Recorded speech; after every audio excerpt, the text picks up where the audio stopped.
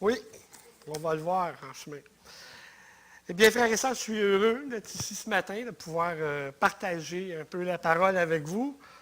Euh, je vais vous dire, dernièrement, j'ai commencé une étude personnelle sur le livre, le livre d'Apocalypse de Jean.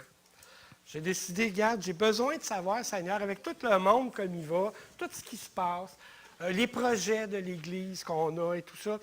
Il me semble que j'ai besoin, Seigneur, de te voir en action. Alors, j'ai décidé de partir à une étude personnelle, de creuser le plus que je pouvais le livre d'Apocalypse. Et pendant que je faisais l'étude, au tout début, quand j'ai commencé, quand j'ai regardé, creusé le chapitre 1 du livre d'Apocalypse, j'ai fait « Wow! Je n'ai pas besoin d'aller plus loin, Seigneur. Je viens d'avoir mon encouragement. » Et je vous invite à tourner. Ce qu'on va faire ce matin, là, on va le lire. Il y a 20 versets dans ce chapitre. C'est pas long. On va le lire et en chemin, je vais vous donner des commentaires. Je m'excuse pour ma voix. La semaine passée, je n'avais pas de voix du tout. Là, cette semaine, elle est là, mais elle est un peu effacée. Pendant que vous cherchez, j'aimerais vous lire quelque chose. C'est Apocalypse, chapitre 1, verset 1. On va lire les 20 versets ensemble.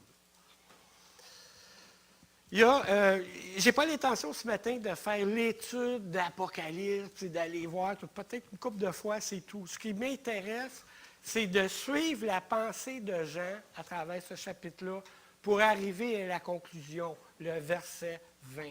Alors, c'est ça qu'on va faire. On ne rentrera pas trop dans les détails, dans la description. Toutefois, je veux que vous sachiez une chose. Quand j'ai entrepris l'étude de ça, j'avais déjà une pensée, une façon de voir le livre. Et dans les commentaires que j'emploie, il y a un homme qui s'appelle Sylvain Romain Roski, je ne le connais pas, mais il a écrit un petit chapitre de rien sur sa façon d'aborder Apocalypse. Et quand je l'ai vu, j'ai fait « Hey, moi, c'est comme ça que je pense, que je vois le livre d'Apocalypse. » Et il y a une toute petite phrase au début du chapitre qui dit beaucoup. Et je vais vous le lire textuellement. Écoutez bien. Alors, M. Romain Roski écrit « L'Apocalypse est un livre à obéir. Ça ne pourrait être le cas si cet écrit était ésotérique ou dans un langage nécessitant un décodage accessible à quelques rares initiés seulement. Il doit être porteur d'un message clair pour l'ensemble des membres du peuple de Dieu. Comme les écrits des prophètes de l'Ancien Testament, le but de cet ouvrage n'est pas de satisfaire la curiosité du lecteur concernant l'avenir. Les perspectives d'avenir qui y sont n'y sont ébauchées que dans la mesure où elles doivent orienter le présent. Il y a donc ici promesse de bénédiction pour qui se met à l'écoute du livre pour y obéir, plutôt qu'une invitation à jouer à l'élucidation d'énigmes. Avez-vous compris un peu l'idée? Ce monsieur-là est en train de dire le but le but du livre d'Apocalypse, c'est pas d'essayer de deviner l'avenir. L'Antéchrist, c'est un tel. Ah, les étoiles qui tombent du ciel, ça va se passer de telle manière. Le but du livre, c'est de t'encourager dans les épreuves, de t'encourager à rester fidèle et de te montrer la grandeur de Jésus-Christ, la grandeur de l'œuvre qu'il va accomplir. Et c'est ça qui te maintient debout et qui t'amène et qui t'invite à rester fidèle. Chapitre 2 et 3, 7 fois, c'est répété, à celui qui vaincra. Et c'est ça, Apocalypse. C'est ça le but du livre. OK?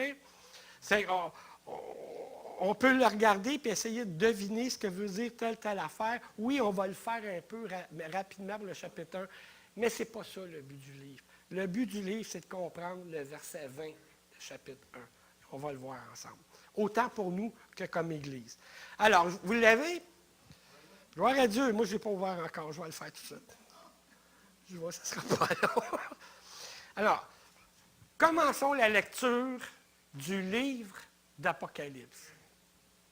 Verset 1. Révélation de Jésus-Christ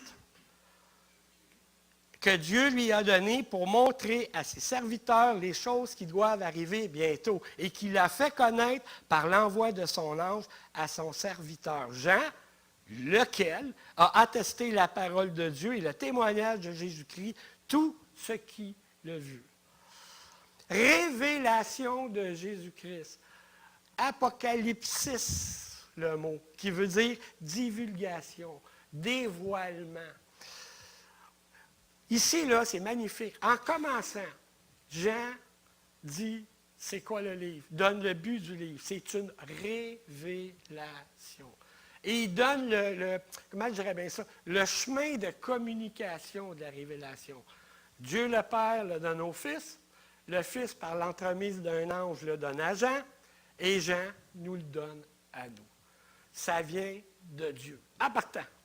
C'est clair et net, ce n'est pas des imaginations, je n'ai pas pris de drogue, ça vient de Dieu. Il appuie en partant, il met un poids en partant pour convaincre les gens d'écouter. Et c'est ce qu'il dit au verset 3.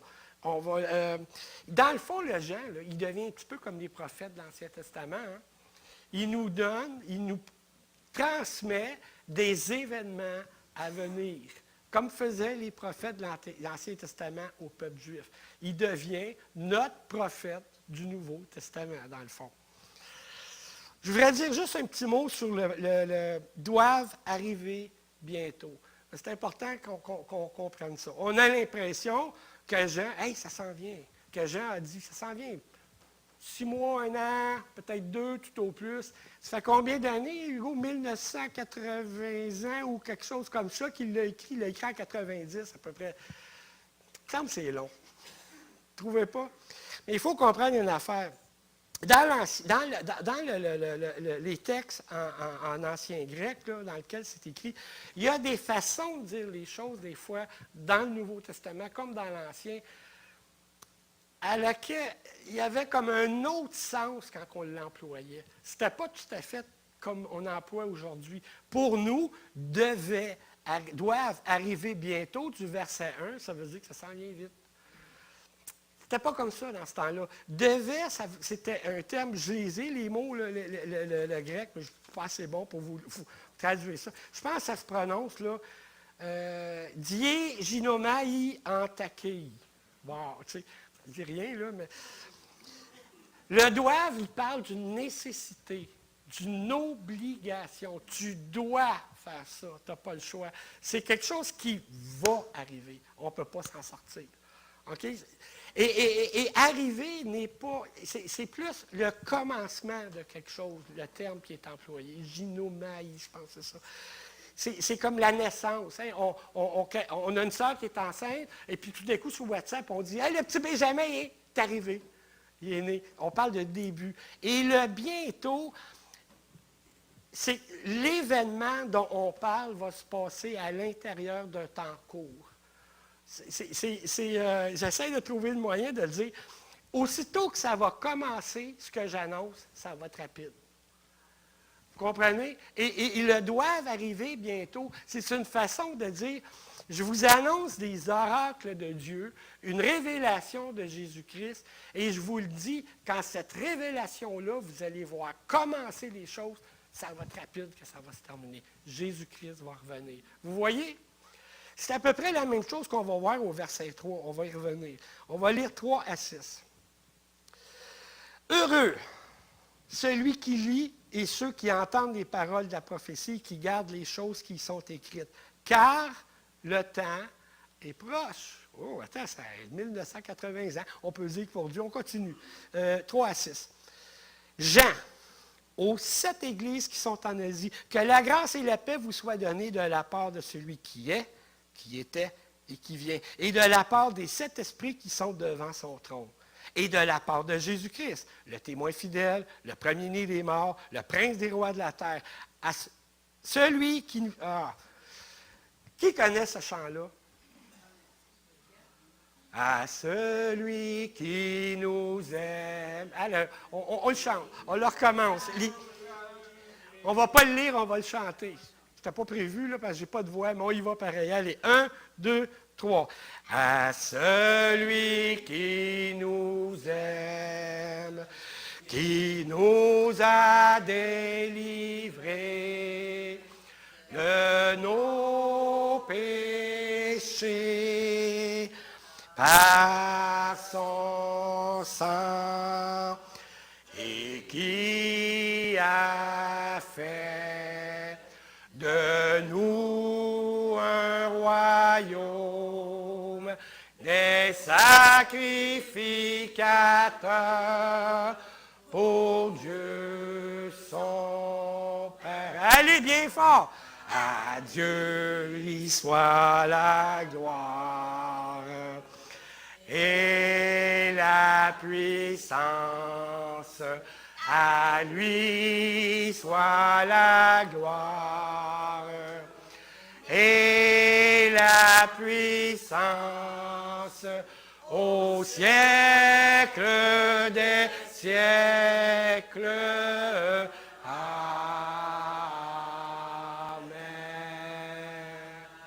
Hey, si on pouvait.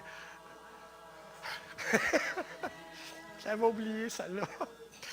Hey, si on pouvait lire la parole de Dieu comme ça ensemble. Hein? Ah, wow! Bien, merci d'avoir embarqué. Écoutez, qu'est-ce qu'il y a à dire? D'abord, le heureux. Heureux, celui qui lit et qui entend la révélation que je vais vous donner. Ça, là, c'était le moyen de communication qu'il y avait dans ce temps-là. Et c'est ça qui est décrit ici. La personne arrivait à la synagogue ou dans l'église, elle avait le texte, eux autres, il n'y avait pas des Bibles comme nous autres écrits. Et il y avait celui qui lisait. On lit ce matin, je vous lis Apocalypse. Et il y avait les gens de l'assemblée, eux, écoutaient, ils entendaient. Heureux celui qui lit et celui qui entend. Ah! On continue. Je voudrais juste dire un petit mot rapide sur les 7 églises. On n'embarque pas là-dedans ce matin. Il faut être trop creuser. Seulement, c'est important que vous compreniez cela pour la conclusion du chapitre 20. Les 7 églises, c'est un archétype. Chaque église est un archétype. Savez-vous ce que ça veut dire, ce mot-là? Y a-t-il quelqu'un qui peut me le dire? Un modèle précis, un exemple. Il y a 7 églises de l'Asie qui sont là. Laodicée, Thyatire, Éphèse, etc. Ils n'ont rien de spécial des autres. Parce que juste à côté, il y avait Colosse, il y avait Troas, il y avait Hiéralopolis, il y avait un paquet d'églises qui étaient dans le même groupe. Mais Dieu a choisi 7 églises. Et ces 7 églises-là sont des exemples de ce qu'on retrouve dans toutes les églises. Si on regarde l'étude 2 et 3, le chapitre, on voit là, que même souvent, même une église peut vivre 2 ou 3 étapes dans celle-là.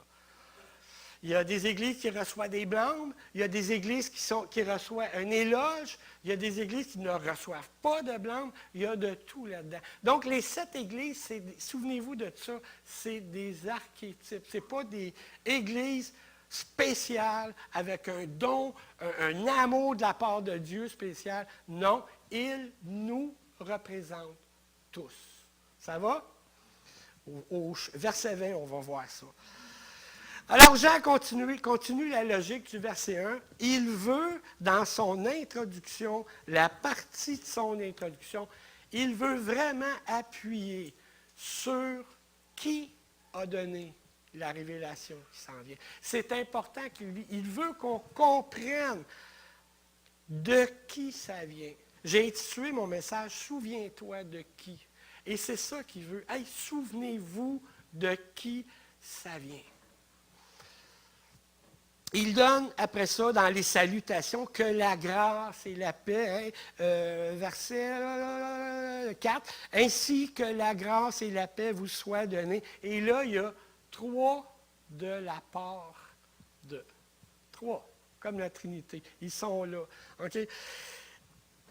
Il profite des salutations pour rappeler une deuxième fois de qui vient la révélation. Mettez-vous là, comprenez-le, Acceptez-le. Regardez de qui ça vient.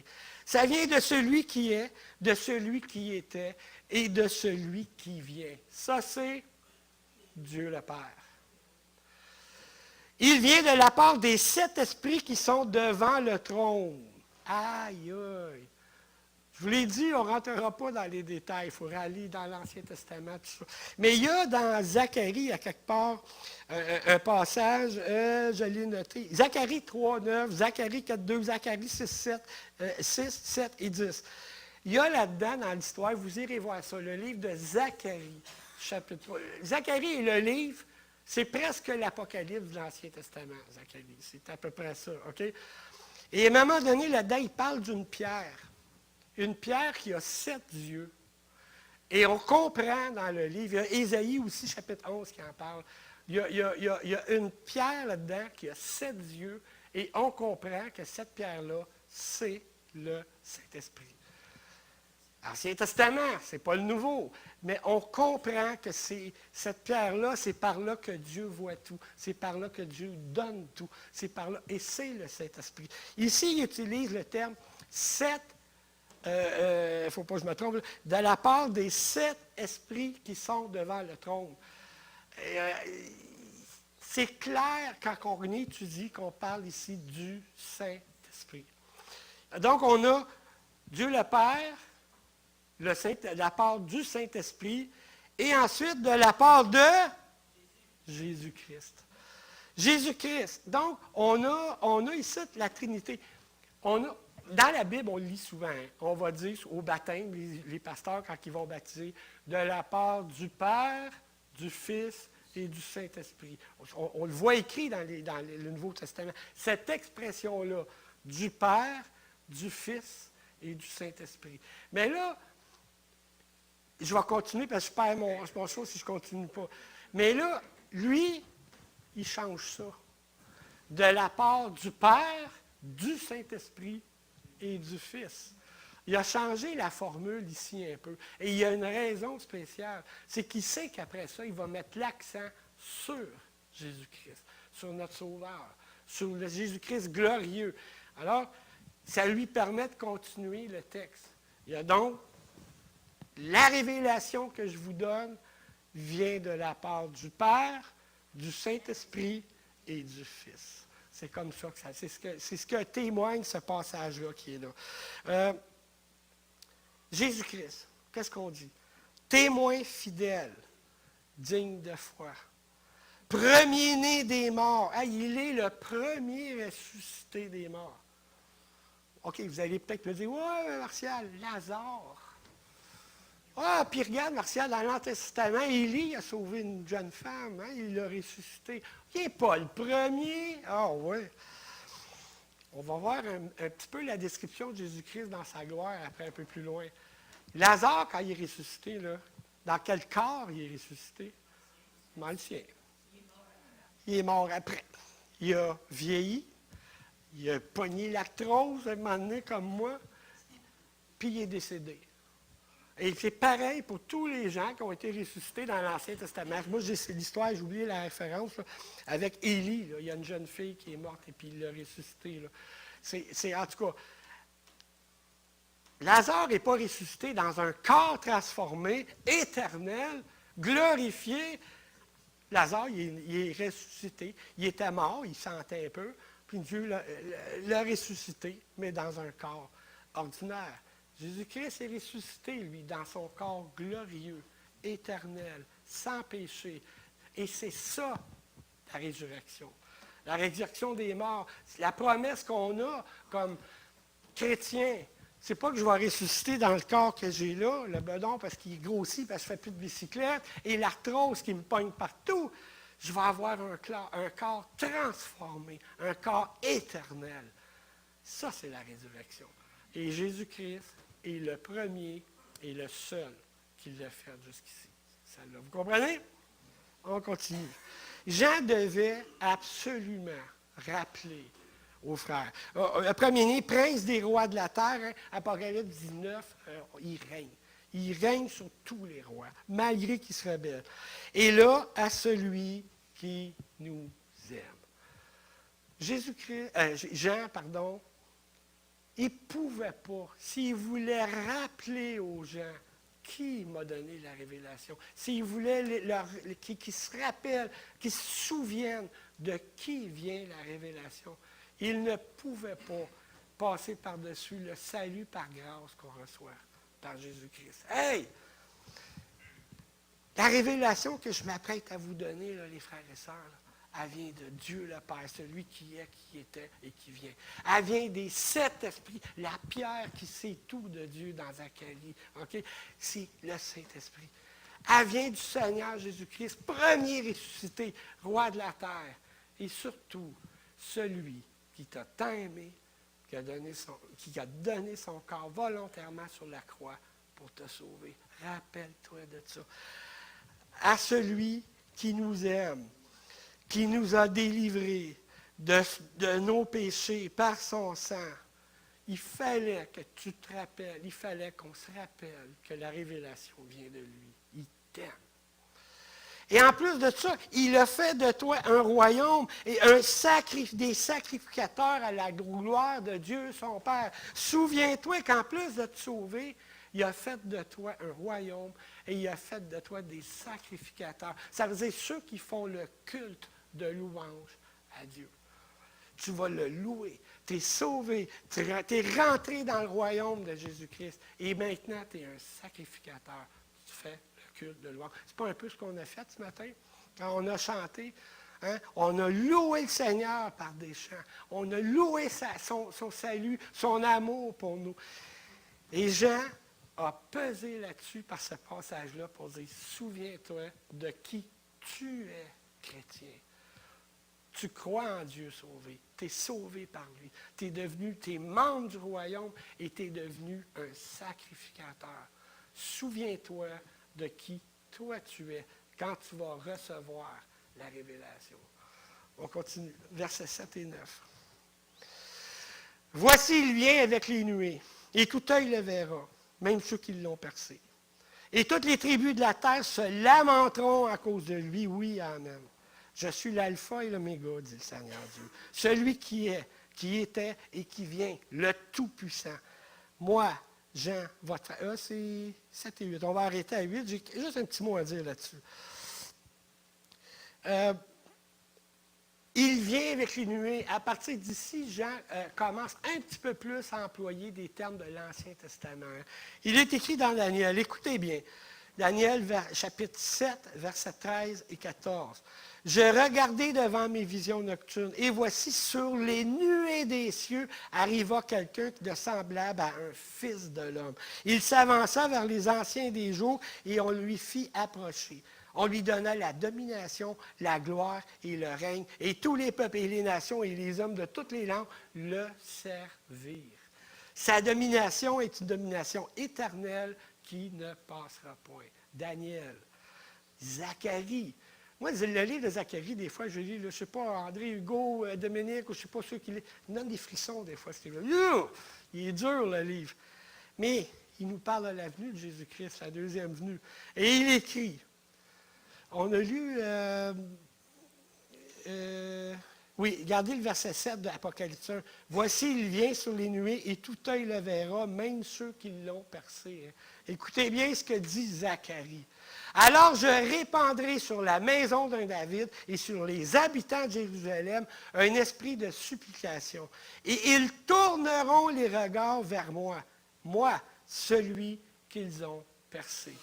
Ils pleureront sur lui comme on pleure sur un fils unique. Ils pleureront amèrement sur lui comme on pleure sur un premier-né. » Ouf! Et c'est ça que la révélation s'en vient, là. C'est ça que ça va annoncer. Pour nous, sujet de gloire, sujet de joie. Et pour le monde, sujet de pleurs amers, malheureusement.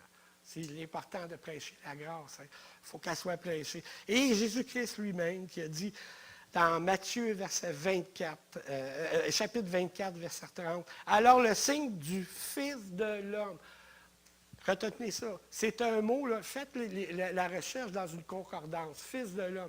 Vous allez voir le nombre de fois que Jésus-Christ a employé ce terme-là pour parler de lui-même. Alors le signe du Fils de l'homme paraîtra dans le ciel, et toutes les tribus de la terre se lamenteront. Et elles verront le Fils de l'homme venant sur les nuées du ciel avec puissance et une grande gloire. Ce que je trouve de formidable, là, Jean, de son vivant, il l'a vu. Oh, il l'a vu. J'essaie d'imaginer comment il a vu ça. Il l'a vu. Il devait être rempli d'un esprit ou d'un zèle ou je ne sais pas trop quoi pour après écrire la révélation. Hein, il y a quelque chose qu'il devait avoir en lui, mais il a vu plus que ça. On continue. Juste mentionner une chose, on n'est pas rendu là, on va attendre d'être rendu. J'essaie de sauter des étapes, mais c'est parce que dans l'Apocalypse, on revient, on repart, on revient en arrière, c'est souvent comme ça. On va lire le verset 12 à 16. C'est moi qui se mélange, c'est parce que dans mes... Ah, regarde, j'ai mal écrit mes affaires. On était rendu à 10, c'est ça? À 9. Bon, ben OK, on va faire 10, 9 à 11. On va relire 9 pareil. Oui. Je m'excuse, parce que je n'ai pas écrit les bonnes affaires sur ma feuille. Moi, Jean, ah oui, c'est ça. OK, je me souviens de la logique que j'avais. Moi, Jean, votre frère, et qui est part avec vous à la tribulation et au royaume et à la persévérance en Jésus. J'étais dans l'île appelée Patmos à cause de la parole de Dieu et du témoignage de Jésus-Christ. C'est clair, hein? Il était arrêté parce qu'il avait témoigné de Jésus-Christ. Il était en prison ou enfermé, en tout cas. 10. Je fus ravi en esprit au jour du Seigneur, et j'entendis derrière moi une voix forte, comme le son d'une trompette, qui disait, « Ce que tu vois, écris-le dans un livre et envoie-le aux 7 églises, à Éphèse, à Smyrne, à Pergame, à Thyatire, à Sardes, à Philadelphie et à Laodicée. » Enlevé par esprit. Souvent, là, j'imagine, j'ai trop d'imagination, je le sais, là, mais comment ça devait être? Qu'est-ce qu'il a vu? Il ne l'a pas écrit. C'était le meilleur temps pour quelqu'un de nous dire, vous là, commencez l'autre bord. Il a peut-être juste vu le seuil, le portique du paradis. Mais il a vu de quoi? Il ne l'a pas écrit. Ben, Dieu ne voulait pas, hein? Le juste vivra par la foi.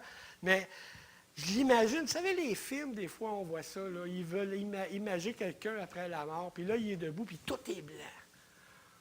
Je ne sais pas si vous avez déjà vu ça. C'est de la lumière partout, il n'y a rien. J'imagine dans ma tête comme ça. Il est amené par l'esprit, puis ben, je suis mort. C'est sûr, il y a quelque chose comme ça qui s'est passé, mais ce que cet homme-là, ce frère-là a vécu, là, emmené par l'Esprit, et dans cet endroit-là, là, ça a quelque chose de merveilleux. On continue. Si je m'éloigne trop, là. On va le voir, mais pas maintenant. Lui, il l'a vu de son vivant. C'est ça l'affaire, là. En tout cas, rentre compte, il y a une chose qu'on se rend compte, c'est que Jean prend la peine de dire, souvenez-vous de qui je suis moi aussi. Là, je suis juste un frère. J'ai part avec vous à la tribulation. J'ai part au royaume. J'ai part à la persévérance avec vous. J'ai la même vie que vous. Hein? J'ai les épreuves. Puis quand on dit au royaume, je profite des bénédictions, mais le royaume m'appelle aussi à dire j'ai un rôle à jouer, j'ai un travail à faire. T'sais. Et à la persévérance, je dois tenir le coup. Des fois, c'est dur, je dois me forcer. Jean, il dit, hey, mes frères, je suis pareil comme vous autres. Là. Ça vient de Dieu, la révélation, pas de moi. Tout comme Jean, tout comme les prophètes de l'Ancien Testament, on l'a dit tantôt, Jean prêchait des choses à venir. Hein. Mais contrairement à l'Ancien Testament, il y a tout un message à faire sur ces trois versets-là, là, je vous le dis. Là. Mais contrairement aux prophètes de l'Ancien Testament qui, eux, donnaient la vision à un peuple qui avait complètement abandonné Dieu et qui était des rebelles. Jean, lui, donne la vision à des églises chrétiennes. Pas parfaites, il y en a qui étaient pas mal sur de la mauvaise pente. Les prophètes envoyaient les visions ou les révélations à des rebelles pour leur demander de revenir à Dieu. Jean, lui, envoie la révélation à des croyants pour leur dire « Éloignez-vous pas de Dieu ». Et ça, c'est la différence entre l'ancienne alliance et la nouvelle alliance. Il y a rapport avec le Saint-Esprit là-dedans, le Consolateur, promesse de Jésus-Christ. Je vous le dis, il y a tout un verset à lire là-dessus. Je me souviens, souvenir du passé. On était au camp des Bouleaux. Puis c'était la fin de semaine de Rosemont et Rivière-des-Prairies. Et il y avait quelqu'un au camp des Bouleaux qui avait une manie, c'était de nous réveiller le matin. Joël Guichard, le frère de notre frère Dominique. Dominique, avec quoi il nous réveillait le matin? Une trompette. On était couchés, on dormait, c'était tranquille, hein? Puis tout d'un coup... Oh! Je peux-tu vous dire que ça saisissait? Moi, je me souviens, il y avait un frère, c'était la première fois qu'il allait là. Puis, il m'avait dit, Martial, je pensais que c'était une des 7 trompettes d'Apocalypse. Et moi, j'y avais dit, faites-le-en pas, mon frère, demain, on va voir la paix. Si je suis capable, aujourd'hui, je lui prends sa trompette, puis je lui donne ma flûte en échange. Je n'ai pas réussi à le faire. Mais tout ça, je vous raconte ça pour vous dire, la trompette là, de Joël Guichard, là, quand il passait à côté de la fenêtre du chalet, oh, ça saisissait. Hein? C'est l'image hein, de ce qu'on voit dans le verset. Une voix, sans, comment est-ce qu'il dit ça? Comme le son d'une trompette. Alors, imaginez Jean, t'enlevé en esprit, il est dans cet endroit tranquille. Il y a peut-être un peu de nuée, là, tu sais, qui est la gloire de Dieu qui est loin, là, mais il y a la nuée qui s'en vient. C'est beau. Puis tout d'un coup, il crie. Oh boy! Il a saisi. On continue. Versets 12 à 16. Je me retournai. Hey, là, ça commence à être intéressant. C'est un crescendo, hein? Le show de communication, les liens de communication, le Père. Ensuite, il décrit ceux qui sont dans la communication. Ensuite de ça, il nous montre à quel point on est béni par le salut. Il s'en va tout le temps en montant hein, quand il identifie ceux qui donnent la révélation. Et là, Jésus-Christ va dire, oui, mais regarde, je vais m'identifier moi-même maintenant. Regarde bien. Verset 12. Je me retournai pour connaître quelle était la voix qui me parlait. Et après m'être retourné, je vis 7 chandeliers d'or. On va y revenir à la fin.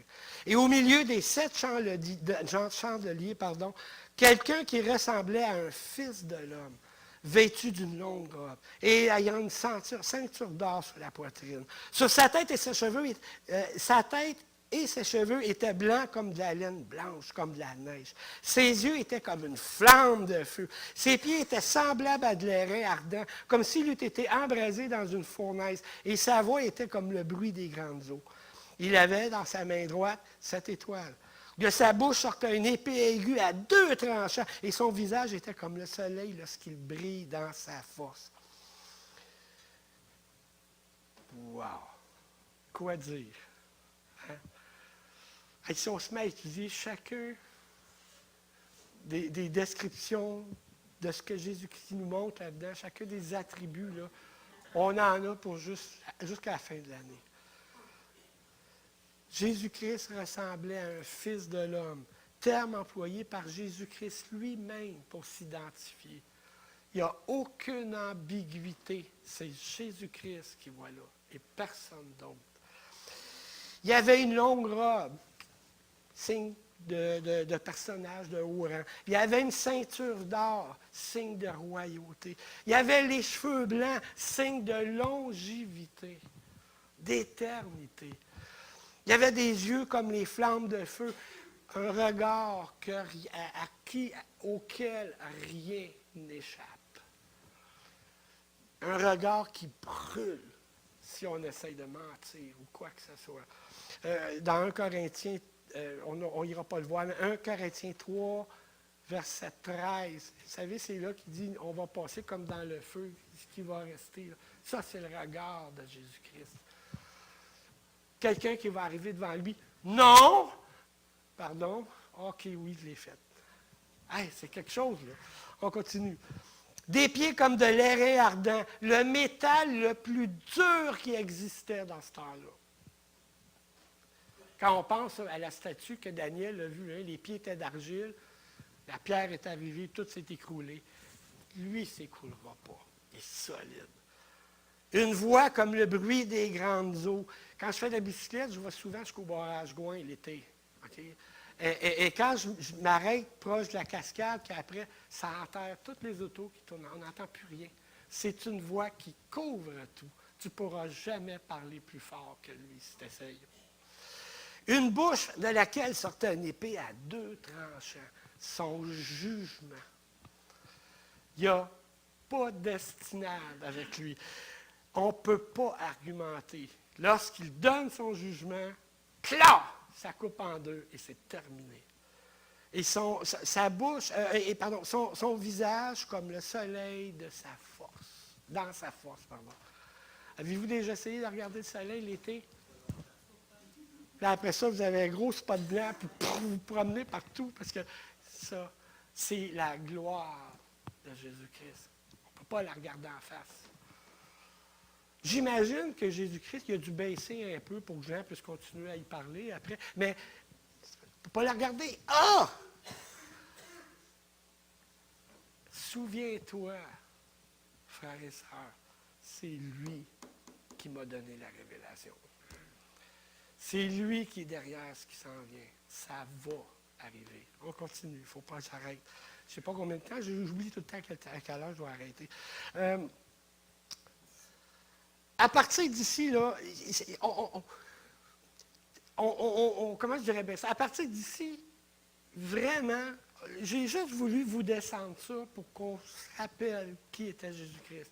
Mais à partir d'ici, dans le chapitre, il reste quoi? Il reste peut-être 4 versets, 3 versets, 4 versets à lire. À partir d'ici, c'est là que quand j'ai fait l'étude, puis j'ai creusé un peu, là, ce qu'on ne fera pas ce matin, là, mais ça a commencé à venir me chercher. Ça a commencé à me toucher. Oh! Partial. Souviens-toi, c'est qui, là? Qui est derrière ça? OK. Lisons le verset 17 à 19. Quand je le vis, je tombai à ses pieds comme mort. Il posa sur moi sa main droite en disant, « Ne crains point, je suis le premier et le dernier. » Excusez ma voix part. Oh. Je suis le premier et le dernier, et le vivant. J'étais mort, et voici, je suis vivant au siècle des siècles. Je tiens les clés de la mort et du séjour des morts. Écris donc les choses que tu as vues, et celles qui sont, et celles qui doivent arriver après elles. Oh. Le verset 20, le dernier verset, c'est la conclusion. On va finir avec celui-là tantôt.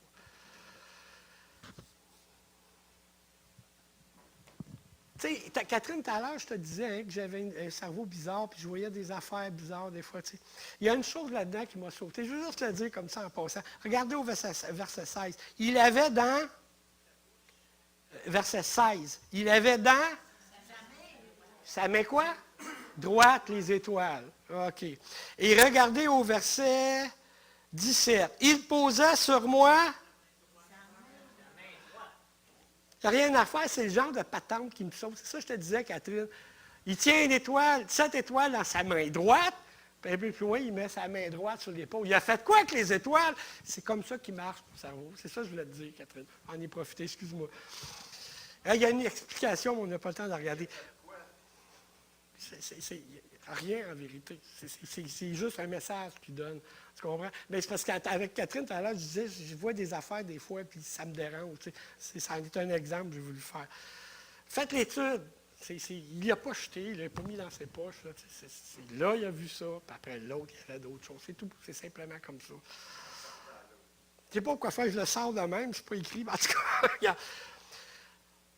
Tournez avec moi dans Jean 13. Ça, j'y tiens, qu'on aille le voir. Jean 13, verset 23. Et gardez votre Bible dans l'Apocalypse. Mettez un crayon, que ça va revenir. Mais lui, je veux qu'on aille le voir. C'est important. Jean, l'Évangile de Jean, chapitre 13, verset 23 à 25. Qui veut me lire ça bien fort? Ça va économiser à voir. Et ceux qui sont sous vidéo vont juste aller chercher à le lire avec vous. Un des disciples, celui que Jésus aimait, était couché sur le sein de Jésus. Simon-Pierre lui fit signe de demander qui était celui dont parlait Jésus. 25 aussi, Et je pense. ce disciple, s'étant penché sur la poitrine de Jésus, lui dit, Seigneur, qui est-ce? C'est qui celui que Jésus aimait? Non, non, non, c'est Jean. Le disciple que Jésus aimait, c'est Jean. Et que fait Jean là, dans ce verset-là? Il est à côté sur son Seigneur, comprends-tu? Puis un peu plus loin, il se penche, Seigneur, je veux te parler. Hein? Il y en avait-tu un qui était proche de Jésus-Christ, plus proche que lui dans son ministère terrestre, je parle? Hey, écoute. Fait que là, moi, j'ai dit, en haut, là, une fois qu'il a vu Jésus-Christ dans sa gloire, ce Jean-là, il a pu faire « Mon Seigneur, dans mes bras, câlin! » Non, il est tombé comme mort. C'était plus le même Jésus-Christ, hein? C'était plus le même Seigneur. C'était plus celui sur la terre qu'on a crucifié, qu'on a battu, qu'on a insulté. C'était plus le même Seigneur que les apôtres suivaient sans trop comprendre ce qu'il faisait. C'était plus le même. Devant lui, il y avait le Seigneur glorieux. Le Seigneur, comme il l'a vu dans la transfiguration, hein, ils sont tombés à terre. T'sais. Ouf! Pas question d'aller s'accoter sur lui, là. Ah! Paf! On tombe à terre. Et si je vous raconte ça, c'est parce que c'est là que le verset commence à me toucher vraiment. Jésus-Christ tend la main droite, OK? On va bouler les étoiles. Il tend la main droite. Ne crains point. Oh. Crains point. Hey, écoute, as-tu vu c'est quoi je regarde là? Il y a de quoi tomber à terre, mourir là. Ne crains point. Je suis peut-être le Seigneur de la gloire, là, et mon jugement va se faire. Tu vas être jugé aussi, Jean. Mais crains point. Jean, chapitre 1, Évangile de Jean, chapitre 1, il a fait de nous ses enfants. Hein, il a fait, c'est pas, on est devenus, comment il dit le verset? J'ai des problèmes de mémoire. Non, non, non, on est devenus des enfants de Dieu. En tout cas, là, j'ai un blanc, là. Il nous a déclaré ses enfants. On est les enfants de Dieu. Ne crains point. Tu es sauvé par grâce. Ne crains point. Tu es dans ma gang à moi. Tu es dans le royaume. Par le sacrifice que j'ai fait sur la croix. Si tu ne le prends pas, tu perds ça. Si tu n'essayes pas de comprendre quelle est la grâce et le sacrifice de Jésus-Christ, tu perds ça. Mais là, Jean tombe comme mort, puis lui dit, hey, non, non, non, non. Le monde peut craindre ce qui s'en vient. Les gens qui me rejettent, qui se moquent de moi, peuvent craindre ce qui s'en vient. Mais pas toi, Jean. Et vous savez quoi? Nous qui sommes sauvés, c'est la même chose. Ne crains point. Donc, on a tout ce chapitre-là sur lequel Jean établit la souveraineté de ceux de qui vient la révélation. Et là, il nous dit, mais pas vous autres. Ça vous est adressé à vous autres, mais pas vous autres. Craignez pas. La révélation, c'est la fin qui vous appartient. Le salut, la vie éternelle, la vie dans la nouvelle Jérusalem. On n'embarquera pas là, là. C'est ça qui t'appartient. Ne crains point. Dans Daniel, non, j'ai oublié le verset, c'est pas grave, on continue. J'ai oublié, j'ai des blancs des fois quand je dois chercher les références, et puis je devrais tout le temps toutes les écrire là-dessus, puis je le fais pas. En tout cas, c'est pas grave, on continue. Mais il y a quand même cette pensée de dire, oui, c'est le passage où Jésus-Christ il dit, je vais parler.